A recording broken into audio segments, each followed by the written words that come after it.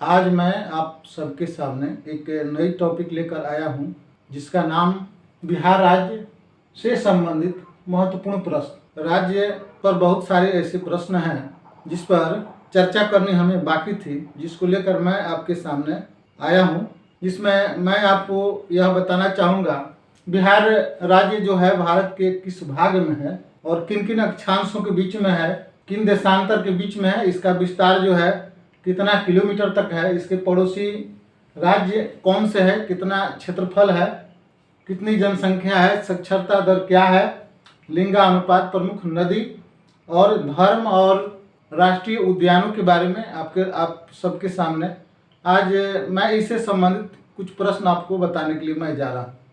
तो मैं डॉक्टर गोपाल प्रसाद आप सबके सामने बिहार राज्य से संबंधित कुछ प्रश्नों की चर्चा कर रहा हूँ जो निम्नलिखित है। तो सबसे पहला हमारा प्रश्न जो है, बिहार राज्य भारत के किस भाग में स्थित है? तो जब भी हम नक्शे पर देखेंगे या मानचित्र में और ग्लोब में देखेंगे तो हमारा भारत में बिहार जो है वह उत्तरी पूर्वी भाग में है। किस भाग में है? उत्तरी पूर्वी भाग में हमारा बिहार जो है सो क्या है, स्थित है। किस भाग में स्थित है? उत्तरी पूर्वी भाग में बिहार स्थित है। तो आप लोग याद रखिएगा कि हमारा बिहार भारत के किस भाग में स्थित है? तो उत्तरी पूर्वी भाग में स्थित है। अगला सवाल जो है, बिहार राज्य पृथ्वी के किन अक्षांशों के बीच में स्थित है? अक्षांश पहले हम कहते किसको है? तो पृथ्वी पर जो पृथ्वी की जो परिधि जो है उन परिधि से होकर अर्धचंद्राकार आकृति जो बनाती है उसको हम लोग क्या कहते हैं? यह हमारा पृथ्वी हो गया। और इस पृथ्वी पर इस तरह ऐसे ऐसे जो है यह जो रेखा उत्तर से दक्षिण की ओर खींची जाती है, यह जो है क्या है? अक्षांश है। क्या है? अक्षांश है। तो इस अक्षांश के बीच हमारी पृथ्वी कहां से कहां तक है? तो देखिए इसमें लिखा गया है 24 डिग्री 20 मिनट। कितना है? 24 डिग्री 20 मिनट उत्तर से 27 डिग्री 31 मिनट उत्तर तक, इसके बीच में ही हमारा बिहार जो है बिहार राज्य अवस्थित है। कहां से कहां तक है? 24 डिग्री 20 मिनट 24 डिग्री 20 मिनट उत्तर से 27 डिग्री 31 मिनट उत्तर तक, दोनों के बीच में ही हमारा यह बिहार राज्य जो है सो स्थित है। बिहार राज्य क्या है? स्थित है। अगला सवाल है, बिहार राज्य पृथ्वी के किन देशांतरों, जिसका अंग्रेजी जो है लॉन्गिट्यूड का कहेंगे? लॉन्गिट्यूड। और अक्षांश का है लेटीट्यूड का कहेंगे? लेटीट्यूड। और देशांतर वो कहेंगे लॉन्गिट्यूड। तो किन देशांतरों के बीच स्थित है? तो अब यहाँ पर देशांतर हम बनाते हैं। यहाँ दोनों ध्रुव हो गया और दोनों ध्रुवों से इस तरह रेखाएं जो है मिलती हुई जो आती है, इसको हम लोग क्या कहते हैं? देशांतर रेखा कहते हैं। और इन देशांतर रेखाओं में हमारी बिहार जो है वह कहाँ है? तो इसके बारे में आप लोगों को हम बता रहे हैं कि इन देशांतर रेखाओं में हमारी बिहार जो है वह 83 डिग्री 19 मिनट 83 डिग्री 19 मिनट पूरब से 83 डिग्री 19 मिनट पूरब से 88 डिग्री 17 मिनट पूरब तक स्थित है। 83 डिग्री 19 मिनट पूरब से 88 डिग्री 17 मिनट पूरब तक हमारा बिहार जो है इसके बीच में ही स्थित है। अगला सवाल जो है लिखा गया है, बिहार राज्य का विस्तार पूरब से पश्चिम ईस्ट टू वेस्ट में कितना किलोमीटर तक है? तो 483 किलोमीटर। कितना है जी? 483 किलोमीटर हम लोग पूरब से पश्चिम की तरफ जब बिहार का विस्तार जब हम देखते हैं तो यह जो है 483 किलोमीटर बिहार का क्या है? विस्तार है। अगला जो है, बिहार राज्य उत्तर से दक्षिण नॉर्थ टू साउथ में कितना किलोमीटर तक है? नॉर्थ टू साउथ, उत्तर से दक्षिण की ओर बिहार का विस्तार कितना है? तो 345 किलोमीटर इसका क्या है? उत्तर से दक्षिण की ओर क्या है? इसका विस्तार है। उत्तर से दक्षिण की ओर विस्तार है। ऊपर नीचे देखेंगे तो कितना हो गया 443 किलोमीटर, और इस तरह देखेंगे तो कितना हो गया 345 किलोमीटर इसका क्या है विस्तार है। बिहार राज्य के पड़ोसी, पड़ोसी क्या होता है नेबरिंग, क्या होता है नेबरिंग स्टेट्स, क्या होता है नेबरिंग स्टेट्स। तो बिहार राज्य के पड़ोसी राज्य कौन कौन से हैं, तो पड़ोसी राज्यों के बारे में हम देखते हैं। तो उत्तर में हमारी अंतर्राष्ट्रीय सीमा लगती है, अंतर्राष्ट्रीय सीमा लगती है, और इसके बाद दूसरा देश है जिसका नाम है नेपाल, क्या है नेपाल है। तो उत्तर में हमारा क्या हो गया नेपाल हो गया, पूरब में पश्चिम बंगाल हो गया, पश्चिम में उत्तर प्रदेश हुआ, और दक्षिण में झारखंड हुआ। एक बार और क्लियर करना चाहेंगे, उत्तर में उत्तर का होता है नॉर्थ, क्या होता है नॉर्थ, नॉर्थ में हमारा नेपाल है, पूरब यानी ईस्ट होता है, ईस्ट में पश्चिम बंगाल है, पश्चिम होता है वेस्ट, वेस्ट में उत्तर प्रदेश है, और दक्षिण का होता है साउथ, साउथ में झारखंड हमारा है। ये हमारे बिहार राज्य के चारों तरफ ये पड़ोसी स्टेट और अंतर्राष्ट्रीय सीमा के रूप में ये हमारे जो देश जो हैं ये साथ में उत्तर में लगे हुए हैं। अगला हमारा सवाल है बिहार राज्य की कुल क्षेत्रफल, एरिया के क्षेत्रफल का क्या कहने एरिया, बिहार राज्य की कुल क्षेत्रफल ब्रैकेट में लिख जाएगा एरिया कितना वर्ग किलोमीटर में है। यह जो है 94,163, कितना है 94,163 वर्ग किलोमीटर में हमारा बिहार राज्य जो है सो है। कितना दूर में है 94,163 किलोमीटर। अगला सवाल है बिहार राज्य की कुल जनसंख्या, यानी जनसंख्या का होता है पॉपुलेशन, क्या होता है पॉपुलेशन 2011 के अनुसार कितना है। तो 2011 के अनुसार जो है हमारी 10,99,452 क्या है 452 लोग यहाँ पर रहते हैं। इसकी जनसंख्या, यह जनसंख्या जो है 2011 की है। इधर जनसंख्या बढ़ भी गई होगी, लेकिन अगला जो सेंसस जो होगा, जो गणना होगी, अब उसके अनुसार जो आएगा उसका आंकड़ा यहाँ हम लोग लिखेंगे। अगला सवाल जो है बिहार राज्य की साक्षरता दर का होता है लिटरेसी, क्या होता है लिटरेसी रेट कितनी है। तो बिहार राज्य की साक्षरता दर कितनी है, तो बिहार राज्य की साक्षरता दर जो है 61.80 है। कितनी है 61.80 है, जिसमें पुरुष जो है 71.21% और महिला जो है 51.20% महिलाएं पढ़ी लिखी है, क्या है पढ़ी लिखी है। अगला सवाल है बिहार राज्य में किस जिले की साक्षरता दर सबसे अधिक और सबसे कम है। तो सबसे अधिक जो है वह रोहतास की है, किसकी है सबसे अधिक रोहतास की है, और सबसे कम जो है वह पूर्णिया की, कहाँ की है पूर्णिया की है। सबसे ज्यादा साक्षरता दर रोहतास की है और सबसे कम पूर्णिया की है।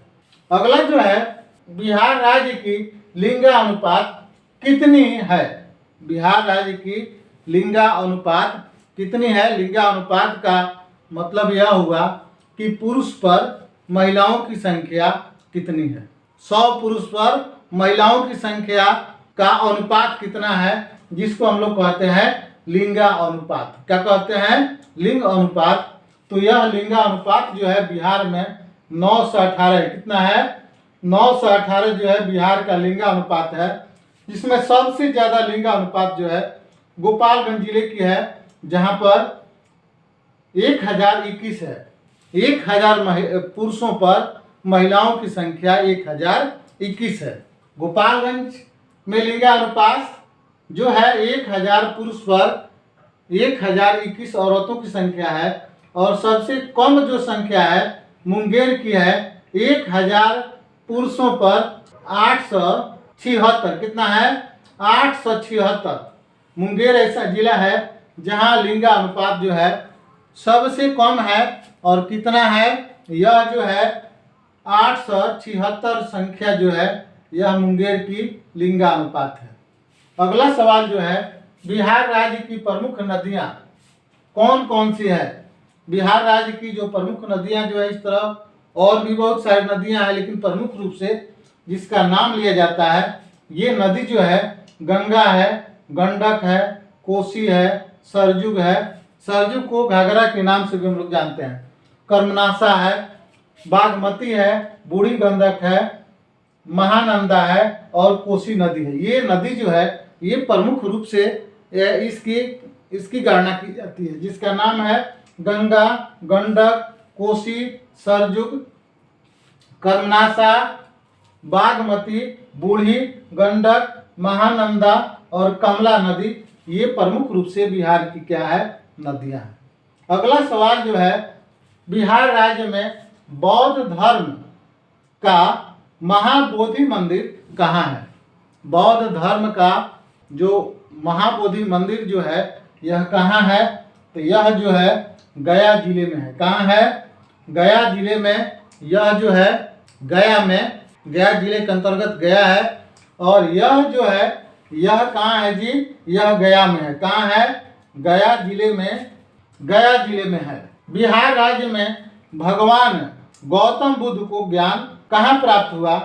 तो गया जिले में बोधि वृक्ष के नीचे। गया जिले में बोधि वृक्ष है और उसी बोधि वृक्ष के नीचे भगवान गौतम बुद्ध को ज्ञान की प्राप्ति हुई। अगला सवाल है, बिहार राज्य में गौतम बुद्ध वन्य जीव अभयारण्य कहाँ है? बिहार राज्य में गौतम बुद्ध वन्य अभयारण्य कहाँ है? तो गया में है। और इसकी स्थापना कब हुई? तो 1976 में हुई। कब हुई? 1976 में हुई। और कौन कौन से जानवर पाए जाते हैं? तो यहाँ बाघ और शेर को छोड़कर अन्य जीव पाए जाते हैं, जिसमें चीता है, सांभर है, तेंदुआ है, हिरन है, शीतल है और भी जो वन्य जीव जो हैं भी वहाँ पाए जाते हैं। हमारा अगला सवाल है, बिहार राज्य में विष्णुपद मंदिर कहाँ है? बिहार राज्य में विष्णुपद मंदिर कहाँ है? तो गया में फाल्गु नदी के किनारे। कहाँ है? गया में एक नदी है जिसका नाम है फाल्गु नदी और उसी के किनारे विष्णुपद मंदिर बना हुआ है। अगला सवाल है, विष्णुपद मंदिर का निर्माण किसने करवाया? विष्णुपद मंदिर का निर्माण जो है रानी अहिल्याबाई के द्वारा इस मंदिर का निर्माण कराया गया और इन्होंने उस मंदिर का निर्माण काले पत्थर से करवाया। उन्होंने इस मंदिर का निर्माण 1766 ईस्वी में काले पत्थर से विष्णुपद मंदिर का निर्माण कराया। और इस मंदिर की महत्ता यह है, इस मंदिर में सावन मास के पितृपक्ष में के महीने में जिनके माता पिता नहीं रहते हैं वे लोग वहां जाते हैं और अपने पितरों को वहां मुक्ति दिलाने का काम, मुक्ति दिलाने के लिए वहां पितरों को वहां यज्ञ आदि वे लोग करते हैं। तो यह जो है यह विष्णुपद मंदिर है और इस मंदिर का निर्माण जो है अहिल्याबाई ने करवाई 1766 ईस्वी में। अगला जो है, बिहार राज्य में गर्म पानी की जलधारा कहाँ है? बिहार राज्य में गर्म पानी की जलधारा है और यह जो है राजगीर में है। यह पानी जो है गर्म रहती है और हमेशा यह शायद चाहे कोई मौसम हो इसका पानी गर्म रहता है। और इस पानी के गर्म रहने का यह कारण है कि यह पानी जहाँ से निकलती है, जिससे पहाड़ से निकलती है, उस पहाड़ के अंदर गंधक खनिज का भंडार है, जिसके वजह से इसका पानी जो है गर्म रहता है। अगला जो है, शेर शाह का मकबरा कहाँ है? शेर शाह का मकबरा सासाराम में है। ऐसे इतिहास के पन्नों में यह लिखा गया है कि शेर शाह ने अपने जीवन काल में ही इस मकबरा का निर्माण उन्होंने करवाया और यह मकबरा जो है सासाराम में है। कहाँ है? सासाराम में। अगला सवाल जो है, गोल घर किसने बनवाया था?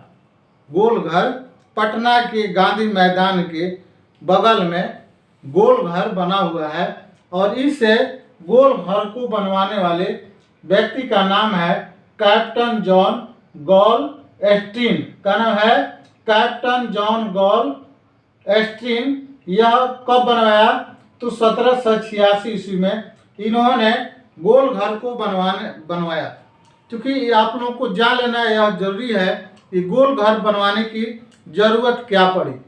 क्योंकि उस समय हमारे देश में अनेक तरह के अकाल सूखा आया करते थे, जिसकी वजह से अन्न के भंडार की कमी हो जाती थी। और उस समय उस भीषण भूखमरी में या सूखा में अकाल ग्रस्त लोगों के सहयोग के लिए एक गोल घर बनवाया गया, जिस घर में अन्न को सुरक्षित रखा जा सके।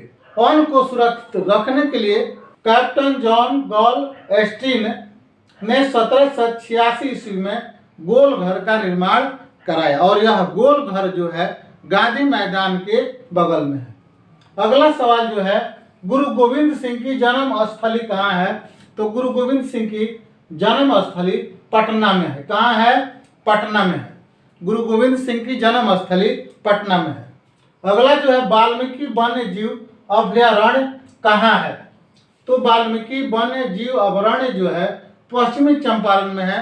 और यह वाल्मीकि वन्य जीव अभयारण्य में बाघ, शेर से समेत बहुत सारे वन्य जीव जंतु इसमें निवास करते हैं। अगला जो है, कैमूर वन्य जीव अभयारण्य, यह रोहतास में है।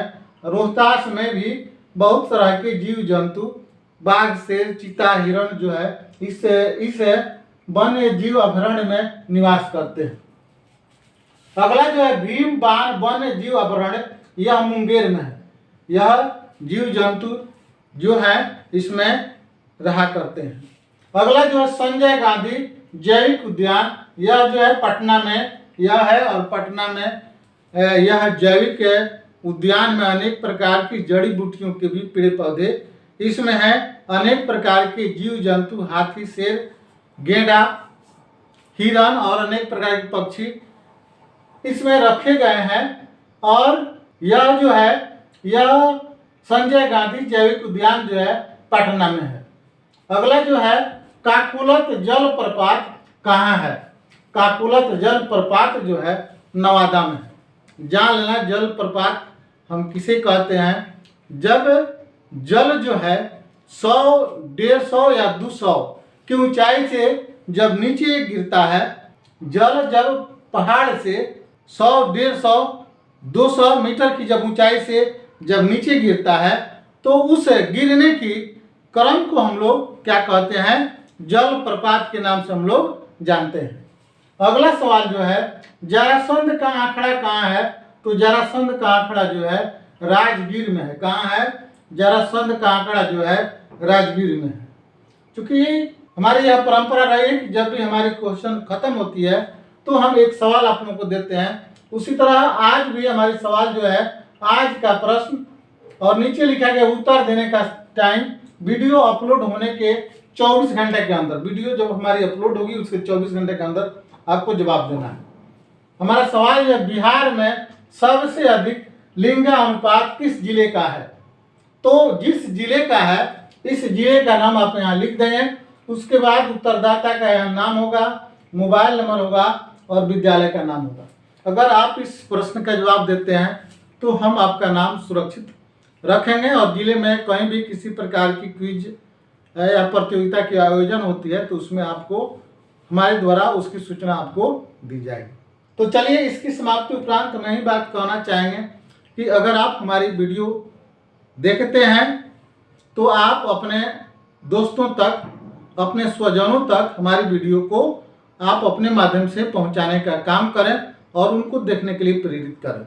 अगर हमारी वीडियो अगर अच्छी लगती है, हमारी वीडियो को जरूर देखें और देखने के बाद हमारे चैनल को सब्सक्राइब करें, लाइक करें और बेल घंटी बजाएं। तो चलिए, इसी के साथ सबसे निवेदन करते हैं कि आप पढ़ें, आप आगे बढ़ें, अपने परिवार का नाम रोशन करें और अपने जीवन को सुखमय बनाएं।